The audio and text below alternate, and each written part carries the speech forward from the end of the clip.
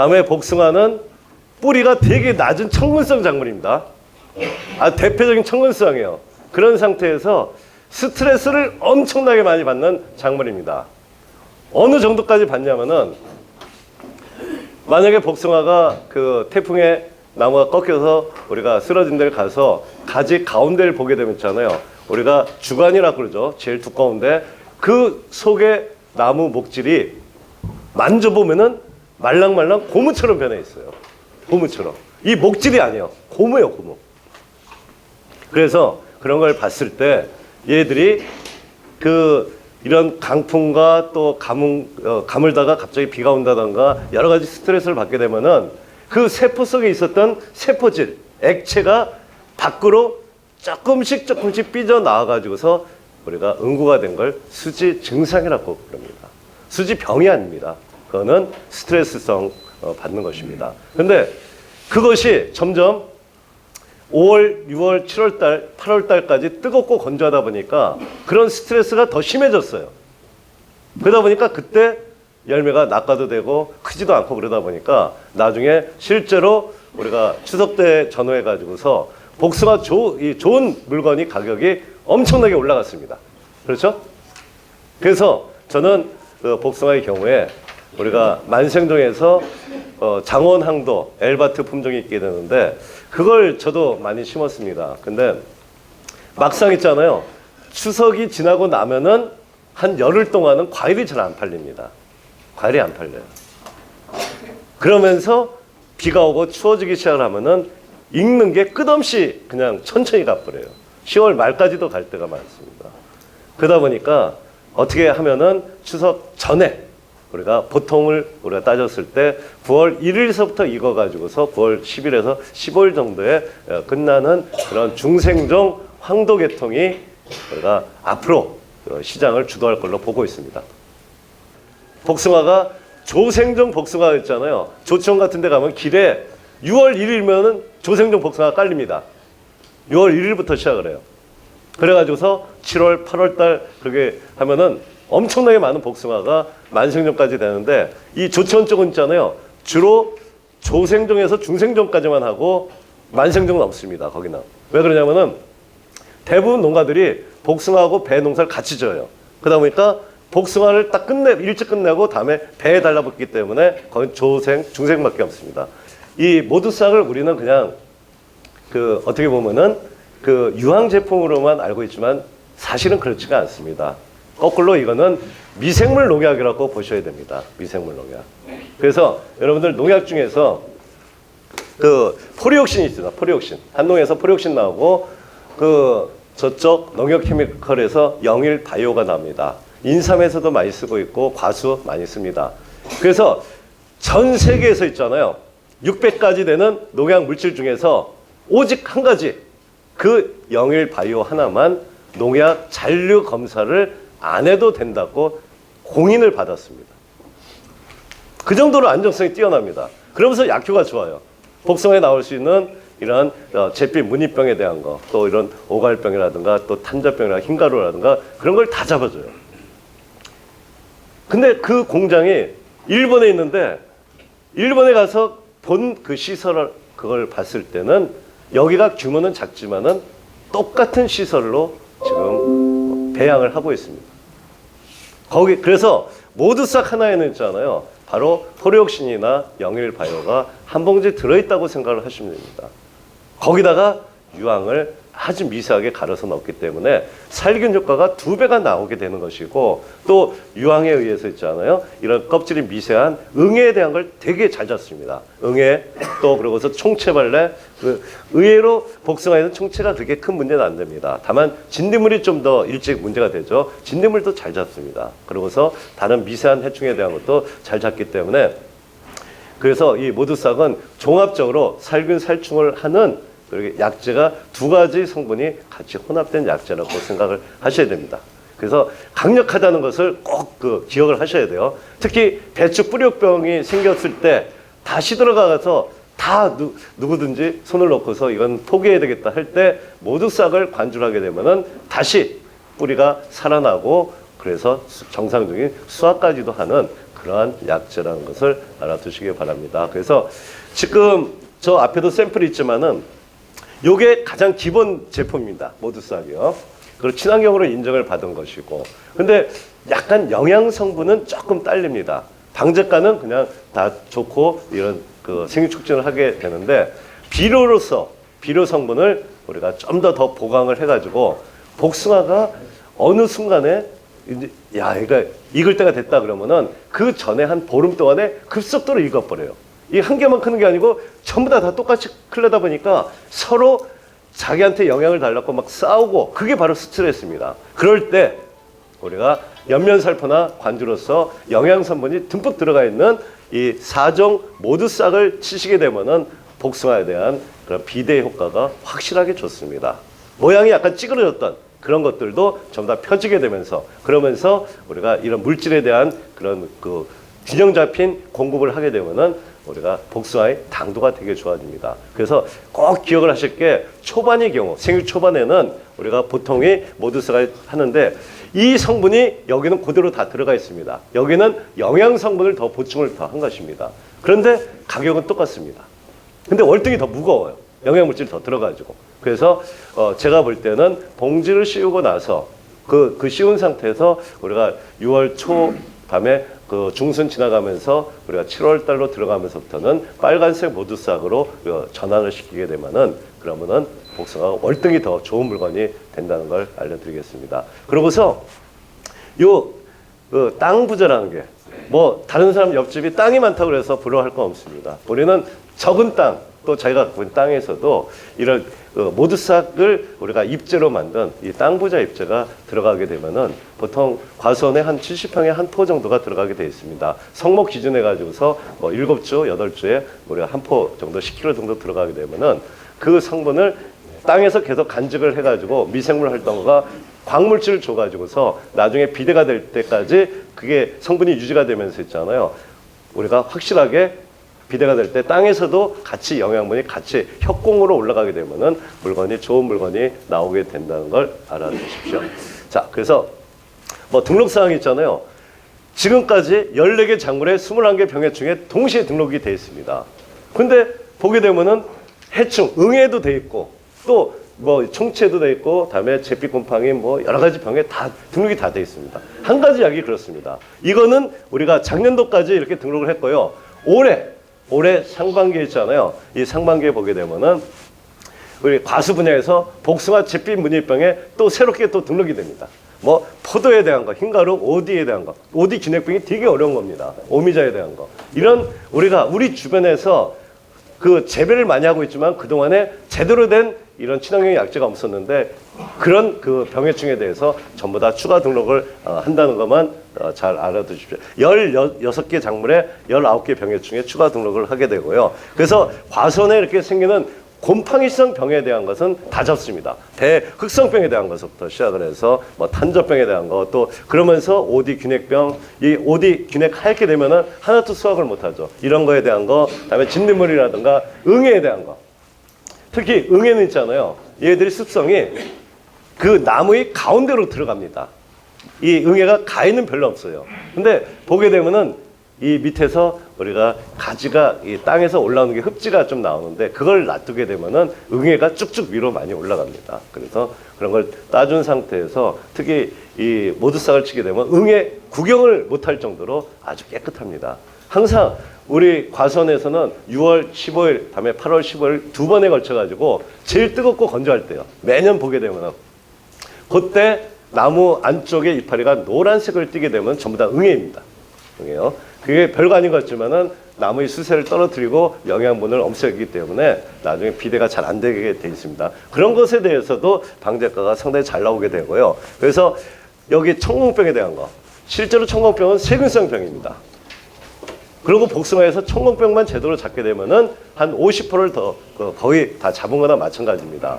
그리고 막상 저걸 모르고 또 일하는 사람들이 봉지를 씌우게 되면은 나중에 저거는 제대로 수확을 못하게 되기 때문에 손실이 많습니다. 그래서 이러한 그 청공병이 생기는 거에 대해서 세균적으로 방제가를 우리가 높이는 그 작업도 많이 합니다. 직접적인 살균보다는 이런 곰팡이를 잡고 또 그러고서 우리가 혼합해서 줄 수 있는 방제 체계를 만들었습니다. 좀 더 세균하고 곰팡이를 동시에 잡을 때 좀 뭔가 우리가 좀 위험하다 그럴 때는 거기에다가 우리가 또 추천을 할 수 있는 약재하고 같이 혼합을 하게 되면은 청공병에 대한 방제가를 상당히 높일 수가 있습니다. 그리고 우리가 여기 그 오갈병서부터 시작을 해서 복숭아에 생기는 여러 가지 병해충에 대해서 동시에 방제가 되는데 그 중에서 이 노린재가 점점 많아지고 있어요. 그렇죠? 또 심식나방하고 순나방도 많아지고 있습니다. 이렇게 크기가 큰 벌레에 대해서는 우리가 전형적인 약재, 살충제를 혼합을 해서 뿌리는 것이 더 낫습니다. 예. 자, 이게 병충해 피해가 없는 복숭아입니다. 깨끗하죠? 정형화가 되어야 됩니다. 자, 이 점에서 얘들이 5월 달에 이제 1차, 2차 적과를 하고 이제 6월 달로 들어가서 마무리 적과를 한 다음에 봉지를 씌우게 되는데요. 그때쯤이 있잖아요.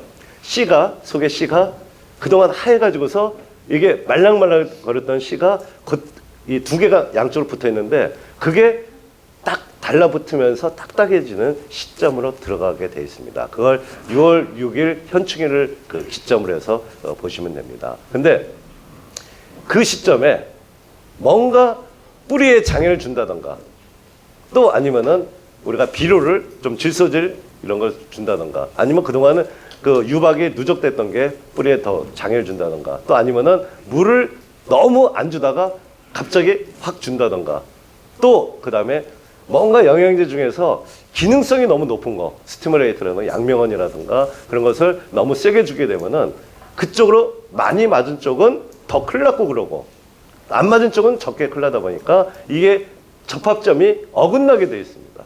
어긋나게. 그러면은 거기 틈이 벌어지게 되면은 그쪽으로 물이 들어가면서 얘들이 우리가 갈라지게 돼 있습니다. 그게 헤카리입니다. 6월 6일에서 6월 25일까지 그 순간에는 우리가 기본 관리는 하되 너무 무리수를 띄워서 관리는 하지 말으셔야 됩니다. 그것만 좀 주의하시면 돼요. 다음에 또 하나 복숭아에서 가장 이게 나쁜 영향을 미치는 것은 유박비료입니다. 유박비료. 복숭아 유박 때문에 거의 망친다고 봐야 됩니다. 특히 어릴 때 심은 지 얼마 되지도 않았는데 그 위에다가 유박비료 가지고서 아주 시커멓게 덮어놓게 되면은 그러면은 그 복숭아는 노랗게 되면서 많이 죽습니다. 이 복숭아는 질소질을 많이 빨아들여요. 그런 상태에서 질소질 비료에 대해서는 견디는 힘이 또 약합니다. 근데 유박은 생각보다는 발효가 덜 된 질소질 탭이라고 보시면 됩니다. 그래서 얘들이 한꺼번에 또 어린 나무에 많이 들어갔을 때는 장애가 심해지면서 뿌리가 나빠진다는 걸 꼭 알으셔야 됩니다. 그리고 또 하나는 있잖아요. 이렇게 시커멓게 덮은 상태에서 흙하고 섞어지지가 않게 되면 있잖아요. 그러면은 얘들이 공기하고 접하게 되면은 산화가 되면서 거기서 독성이 많이 생깁니다. 우리는 그동안 그걸 잘 몰랐죠. 그냥 탭이 보조사업도 나오고 그러니까 덮어주는 게 더 나은 걸로 봤지만은 절대 그러면 안 됩니다. 그래서 얘들이 그 산화가 돼서 독성이 생긴 게 비가 한 이틀 정도 오게 되면은 밑으로 내려가서 뿌리가 많이 망가지게 되는 경우가 되게 많습니다. 그래서 꼭 흙하고 섞어야 되는데요. 아직 어릴 때는 우리가 톱밥이 들어가 있는 축분, 완전히 발효된 거하고 그 위주로서 줘야 되는 것입니다. 그래서 왜 유박 얘기를 강조를 하냐면은 유박이 포대에 딱 그 보게 되면 있잖아요. 미숙 탭이라고 딱 찍혀 나옵니다. 공장에서 충분히 발효가 된 게 아닙니다. 축분 발효 탭이 있잖아요. 그나마 그거는 우리가 교반기 가지고 이 배합을 해서 발효를 어느 정도 시키는데 유박 비료만큼은 공장에서 기름을 짜고 나면은 곧바로 나와가지고서 미생물하고 배합을 해서 급속으로 건조시킨 다음에 찍어내는 것이 유박 비료입니다. 그것으로 인해서 뿌리가 망가진 경우가 너무 많고요. 복숭아는 흡비력이 강한 상태에서 이 질소질이 많게 되면은 곧바로 가지가 위로 서면서 도장지가 많이 생겨버려요. 도장지가 생기게 되면은 분명히 겨울에 강전정을 해야 돼요. 강전정을 하게 되면은 또 세력이 강해져요. 이게 악순환을 하는 게 우리가 복숭아입니다. 그리고 우리가 복숭아는 무릉도원이라고 그럽니다. 그래서 뭔가 바람이 잘 불어주고 이 부엽토가 쌓이고 물이 고이는 걸 몰라야 되는데 점점 우리가 전국에 다니게 되면은 작업상 평지가 편하기 때문에 평지적으로 많이 흐릅니다. 근데 물이 안 빠지게 되면은 그러면은 그 상태에서 복숭아는 숨을 못 쉬게 되면은 뿌리가 고사 확률이 되게 높은 게 복숭아입니다. 만약에 평지에 심었다고 그럴 경우에는 어떻게 해서든지 비가 올 때 물이 쫙 빠질 수 있도록 해줘야 됩니다. 간혹 약간의 경사지에서 보게 되면은 물이 있잖아요.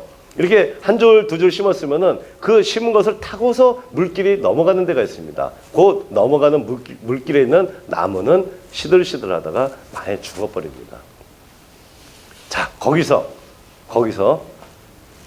만약에 여러분께서 배수가 안 된다거나 그렇게 약간 시들어서 죽는 게 많다 그럴 때는 그거를 비가 아무리 많이 오고 물에 침수가 되더라도 복숭아가 튼튼하게 클 수 있는 방법이 있습니다. 그것은 뭐냐면은 그런 시점에 있잖아요. 미리 그게 뿌리가 뭔가 나빠질 것 같다 그럴 때 있잖아요. 약을 주실 때 거기다가 붕산을 물 한 말에 5g 정도만 넣어가지고 주시면은 절대 시들지가 않습니다. 이따 하면 다시 설명이 있을 겁니다. 그래서 올해 이렇게 탐스럽고 좌우가 정형화가 돼 있고 그러고 나서 우리가 수확하기 전까지 또 떨어지지가 말아야죠.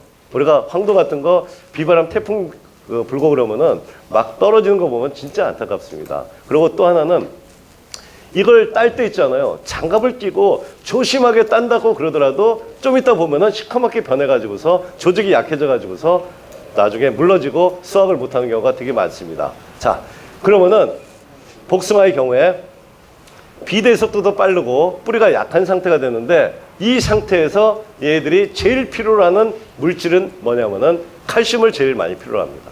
칼슘에 대한 거.